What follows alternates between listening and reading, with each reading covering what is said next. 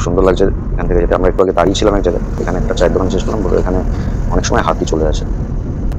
তো আমরা মানে প্রাকৃতিক দৃশ্যটা দেখতে দেখতে এখন চলছি। সবার একটাই উদ্দেশ্য, রাস্তায় দেখছি যত গাড়ি সবার একটাই উদ্দেশ্য, মনে সবাই একটাই উদ্দেশ্যে যাচ্ছে মনে হচ্ছে, সেই মহাকুম্ভে স্নান করতে।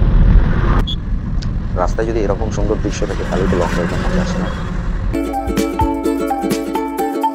একটা কথা আছে না, কোথায় পৌঁছানোর থেকে সেই রাস্তায় যাওয়ার সৌন্দর্য বেশি ভালো লাগে, কথাটা সত্যি। রাস্তায় সত্যি সৌন্দর্য মানে দেখছি, ভাবছি স্নানটা করার পরে মানে একটা আলাদা অনুভূতি আসছিল, যে এত লড়াই এত যুদ্ধ করে মানুষ ট্রেনে বাস এইভাবে আসছে, এইটা জন্য। তো 144 বছরে আসা মহাকুম্ভটা ভাবছিলাম হয়তো আর যাওয়া হবে না, তা অনেক চেষ্টা করার পরে ফেসলাম যাওয়া হবে। আমার রিলেটিভের গাড়ি আছে, চিন্তা করলাম 4 জন, তিনি তার স্ত্রী আমি আমার স্ত্রী মিলে গাড়ি নিয়ে বেরিয়ে পড়বো মহাকুম্ভের উদ্দেশ্যে। তো লং ড্রাইভও হবে, আর প্ল্যানও করলাম তার মধ্যে, যখন গাড়ি নিয়ে যাচ্ছি সবসময় তো যাওয়া হয় না এত দূরে, তো ইউপিতে যে কটা জায়গায় যাওয়া যায় সেই কটা জায়গায় যাবো, তার মধ্যে প্ল্যান করেছি আমরা মহাকুম্ভে তো প্রথম যাব, স্নান করব, তারপরে ডাইরেক্ট বৃন্দাবন। তো মহাকুম্ভ থেকে 600 কত কিলোমিটার প্রয়াগরাজ থেকে, তারপরে ওখান থেকে এবার মেনলি শিবরাত্রির টাইমে আমরা যাচ্ছি, প্রচুর ভিড় হবে প্রয়াগরাজের দিকে, তাই আমরা ভাবলাম যে যদি আমরা বৃন্দাবন চলে যাই তাহলে ওখানে ততটা চাপ পড়বে না। তো ওখান থেকে ঘুরে আমরা যখন ব্যাক করবো তখন চলে আসবো আমরা অযোধ্যা রাম মন্দির। ও হ্যাঁ, তার আগে আমরা যখন আগ্রা দিয়ে আসবো তখন তাজমহলটাও ঘুরে নেবো, তার পাশ থেকেই যখন আসবো তাজমহলটা ঘুরে নেবো। আর তাজমহলের সাথে একটা শিব মন্দির আছে, এটাকে প্রাচীন শিব মন্দির বলা হয়, সেটাও ঘোরার প্ল্যান আছে। তো তাজমহল থেকে ডাইরেক্ট চলে আসবো আমরা অযোধ্যা রাম মন্দির। অযোধ্যা রাম মন্দিরে দর্শন করার পরে আমরা চলে আসবো হচ্ছে কাশী বিশ্বনাথ, যেটা আমার সবসময় মানে এমন একটা জায়গা লাগে যেখানে গেলে আমার মানে বাড়ি আসতে ইচ্ছা করে না, মনে ওখানেই থেকে যায়। আস্তে আস্তে ভিডিও ছাড়বো। তো যারা প্রকৃত সনাতনী আর মহাদেবকে ভালোবাসেন তারা অবশ্যই ভিডিওটাকে তো লাইক করবেন এবং চ্যানেলটিকে সাবস্ক্রাইব করে পাশে থাকবেন। তো চলুন যাওয়া যাক তাহলে মহাকুম্ভের পথে। তো এখন বাজে রাত্রির 10টা, এখন আমরা কলকাতা থেকে রওনা দিলাম মহাকুম্ভের উদ্দেশ্যে। হর হর মহাদেব। তো রাস্তায় সেরকম একটা জ্যাম ছিল না, তাই জন্য আমাদের কোনো রকম জ্যামের অসুবিধা হয়নি। তো আমরা খুব আরামসেই এখন ওয়েস্ট বেঙ্গল ছেড়ে ঝাড়খণ্ডে পৌঁছে গেলাম। ঝাড়খণ্ড এখন এন্ট্রি নিচ্ছি। তো ঝাড়খণ্ড আসা মানে একটা আলাদা প্রাকৃতিক সৌন্দর্য দেখা যায়, পাহাড় থেকে স্টার্ট হয়।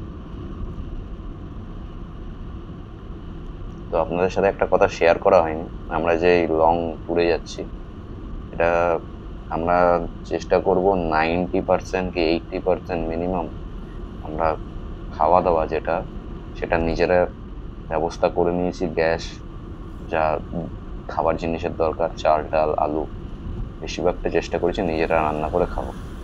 কারণ হচ্ছে আমাদের যেহেতু অল্প টাইমের মধ্যে এতটা কভার করা, হয়তো আমরা রাস্তায় সেরকম জায়গা ভালো প্লেস দেখে আমরা রান্না শুরু করে দেবো এবং সেখানে খাবো।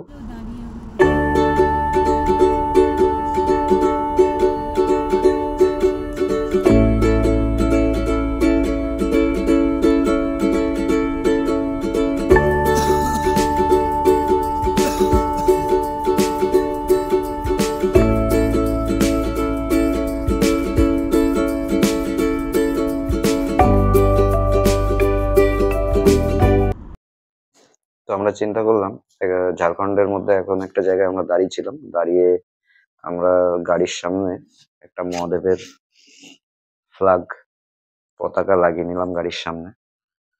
কারণ এখানে দেখছি মানে ঝাড়খণ্ডে ঢোকার পর থেকেই আমরা দেখছি যে প্রচুর পরিমাণে দোকানে হাই রোডের পাশে পতাকা বিক্রি হচ্ছে। তো এখন ভোর হতে আসছে আস্তে আস্তে, তো আলো আস্তে আস্তে ফুটছে, যে এই যে দৃশ্য পাহাড় জঙ্গলের যে ঝাড়খণ্ডের, এটার মানে বলে আমি বোঝাতে পারবো না, আপনাকে এই দৃশ্য দেখতে গেলে অবশ্যই আসতে হবে।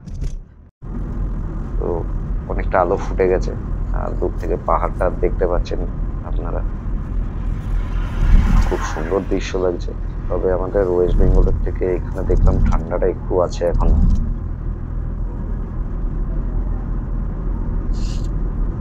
এই ঠান্ডার মধ্যে মাঝে মাঝে আমরা দাঁড়িয়ে চা খাচ্ছি, খুব সুন্দর লাগছে। বিশেষ করে পাহাড় জঙ্গলে মানে রাস্তাটা আলাদাই লাগছে, সেটা মানে কিছু আপনারা দেখতেই পাচ্ছেন। আর প্রচুর পরিমাণে মানুষ, ওয়েস্ট বেঙ্গলের প্রচুর গাড়ি দেখছি যারা প্রয়াগরাজের দিকে যাচ্ছে, কারণ শিবরাত্রি লাস্ট, তো এই টাইমটা প্রচুর গাড়ি যাচ্ছে দেখছি। এখন ভোর হতে যাচ্ছে প্রায়।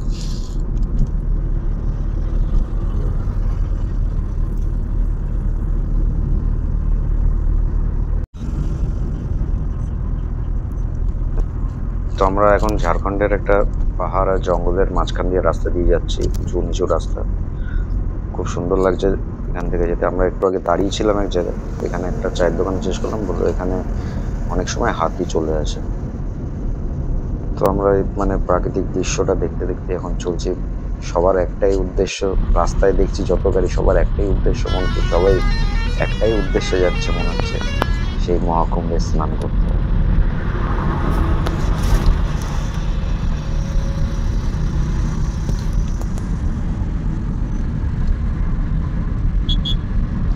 রাস্তায় যদি এরকম সুন্দর দৃশ্য থাকে তাহলেই তো লং ড্রাইভের মজা আসে না? তো সত্যি প্রাকৃতিক মানে সৌন্দর্য ঝাড়খণ্ডে মানে মুখে বলার ভাষা, এত সুন্দর লাগছে। এখন একটাই উদ্দেশ্য, যতক্ষণ না পর্যন্ত আমরা প্রয়াগরাজ গিয়ে মহাকুম্ভে স্নান করছি ততক্ষণ যেন মনটা শান্তি আছে।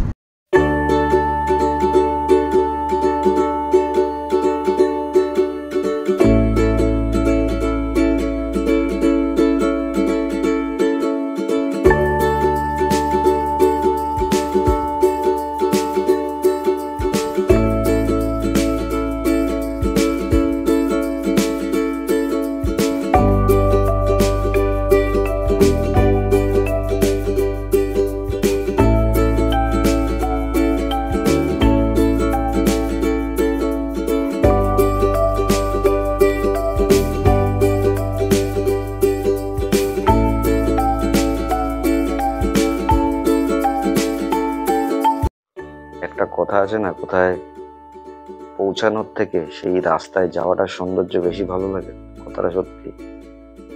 রাস্তায় সত্যি সৌন্দর্য মানে দেখছি, ভাবছি আগেও আমি এসছি, কিন্তু এটা যেহেতু মহাকুম্ভ উদ্দেশ্য একটা, এটা যেন আর একটা আলাদা অনুভূতি আসছে।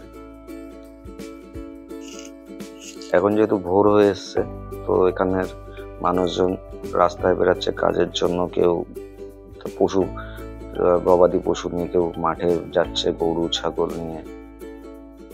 তো মানে একটা আলাদাই গ্রাম্য অনুভূতি আসছে এবং খুব সুন্দর লাগছে। আর এখানে আশেপাশে দেখছি ছোট ছোট রাস্তার মধ্যে দোকান মতো করা রয়েছে, যেখানে আখ বিক্রি করছে, আখের রস।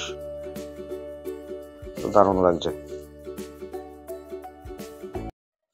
যেহেতু ভোর হয়ে গেছে আর আমরা এখন কোনো জায়গায় স্টে করার চিন্তা ভাবনা নেই, তো আমরা একটা ভালো জায়গা পেট্রোল পাম্প দেখে আমরা সেখানে কিছু ফ্রেশ হয়ে নেওয়ার চিন্তা ভাবনা করছি। তো সেরকম একটা ভালো পেট্রোল পাম্প দেখে এখন আমরা দাঁড়াবো। আপনি লং ড্রাইভে যাচ্ছেন আর রাস্তার দৃশ্য যদি এরকম হয়, আর জীবনে কি চাই। তো আমরা এখানে পেট্রোল পাম্প দেখে দাঁড়ালাম এবং সবাই ফ্রেশ হয়ে কাজ করে আর এখান থেকে রওনা দেবো।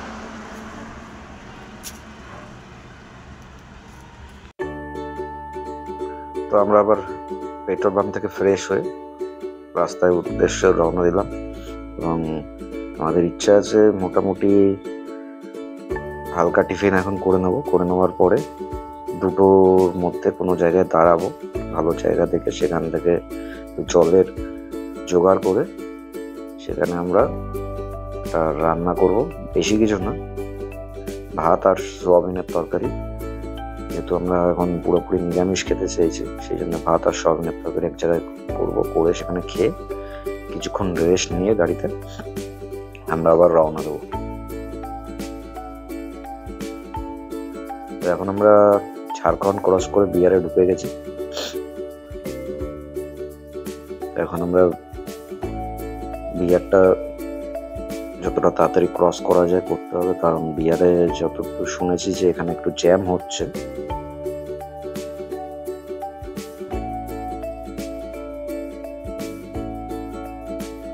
তো বিহারের গ্রাম্য পরিবেশ দিয়ে আমরা মাঝখান থেকে যাচ্ছি, রাস্তার মাঝখানে।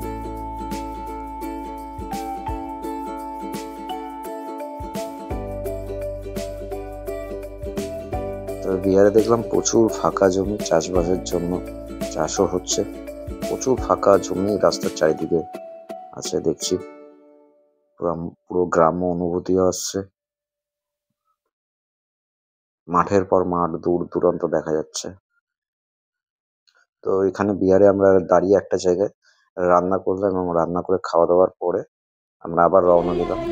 তো বিহারে একটা জায়গায় দেখলাম জ্যাম হয়েছে, অনেকটাই দাঁড়িয়েছিলাম এবং পাশ থেকে কোনো জায়গায় মনে হচ্ছে যাত্রা হচ্ছে, এই টাইপের কিছু মনে হলো, যাত্রা টাত্রা হচ্ছে, তারই আওয়াজ আসছিল। তো জ্যাম ছেড়ে যেতে এড়িয়ে আমরা ইউপিতে ঢুকতে ঢুকতে সন্ধে হয়ে গেল। তো আমরা মোটামুটি প্রয়াগরাজ থেকে এখন 150-200 কিলোমিটার মতো আগে আছি। তো এখন রাত্রির প্রায় 9টা বাজে। এখন আমরা চিন্তা করছি যে এখানে কোনো জায়গায় এক জায়গায় দাঁড়িয়ে রাত্রির খাবারটাও খেয়ে নেবো রান্না করে। তো ভালো একটা জায়গা দেখা যাক কোথায় দাঁড়ানো যায়, যে কোনো জায়গায় তো হাই রোডে দাঁড়ানো যাবে না, তাই ভালো জায়গা দাঁড়িয়ে আমরা সেখানে রান্না করে খেয়ে এবং কিছুক্ষণ রেস্ট নিয়ে তারপরে আমরা বেরাবো। তো এখানে আমাদের ভালোই ঠান্ডা লাগছিল, তো আমরা এখানে রান্না করতে শুরু করলাম। আশেপাশে আরো অনেকেই রান্না করছিল। আমাদের আজকের মেনু হচ্ছে খিচুড়ি শুধু সবজি দিয়ে। তো আশেপাশে অনেকেই দাঁড়িয়েছে রান্না করছে। আমরা এই জন্য এই জায়গাটা প্লেসটাকে বেছে নিয়েছি এবং উপরে সেটও ছিল, প্রচুর মানুষ এখানে ভিড়, সবাই এই জায়গাটাই রান্না করার জন্য নিচ্ছে। ঠান্ডার মধ্যে গরম গরম খিচুড়ি খাওয়ার পরে বেরিয়ে গেলাম আমরা প্রয়াগরাজের উদ্দেশ্যে। 100 কিলোমিটার মতো আছে, দেখা যাক কখন আমরা পৌঁছাই। এখন রাত্রির 12টা বাজে। তো ফাইনালি আমরা প্রয়াগরাজে গাড়ি পার্কিং করে প্রায় 10 কিলোমিটার আগে গাড়ি আটকে দিয়েছে, সেখানে যাওয়া যাচ্ছে কিন্তু প্রচুর জ্যাম বলে আমরা গাড়ি পার্কিং করে এখান থেকে হাঁটা স্টার্ট করলাম। এবং অনেকটা জ্যাম থাকার জন্য পুরো রাত্রিটাই আমাদের 100 কিলোমিটার রাস্তায় টাইম লেগে গেছে।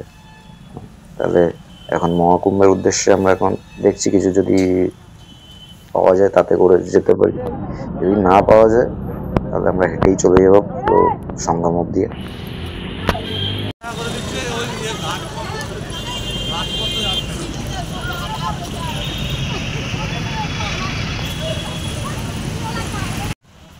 তো 5 কিলোমিটার নিয়ে যাবে এই বাইকগুলো, যা দাম বলছে এক একজনের জন্য 300-400 টাকা করে চাইছে। তো আমরা সিদ্ধান্ত নিলাম হেঁটেই যাব।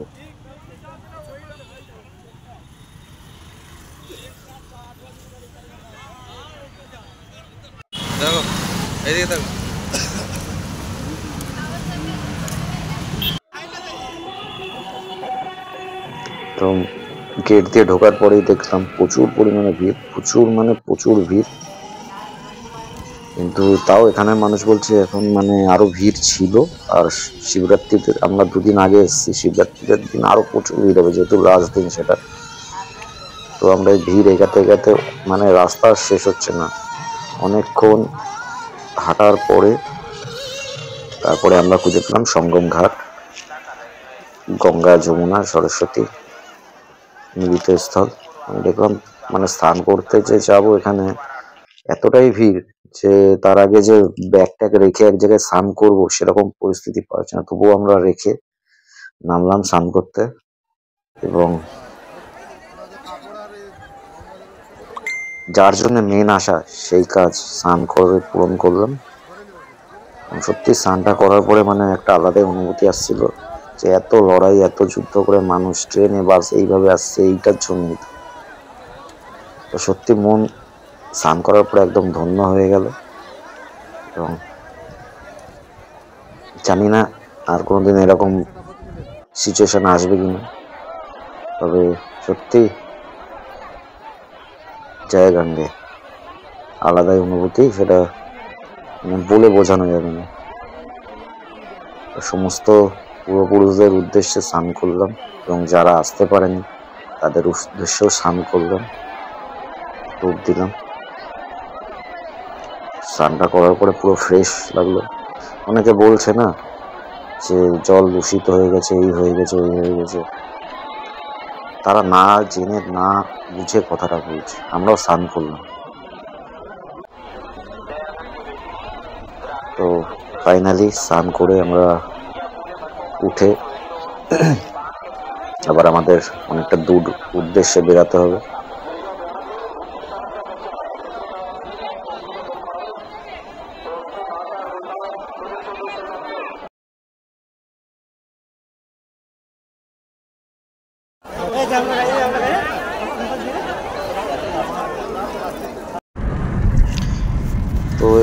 মহাকুম্ভে প্রয়াগরাজের এখানে আমরা স্নান করে খাওয়া দাওয়া করলাম এবং কিছুক্ষণ রেস্ট নেওয়ার পরে সন্ধ্যেবেলার আমরা বেরিয়ে পড়লাম এখান থেকে 600 কিলোমিটার দূরে বৃন্দাবনের উদ্দেশ্যে। তো বৃন্দাবনের পুরো ভিডিওটা পরের ভিডিওতে আপনারা পেয়ে যাবেন। তো পরের বৃন্দাবন বলেন আরো অনেক জায়গার ভিডিও আপনাদের ইন্টারেস্টিং লাগবে আশা করছি।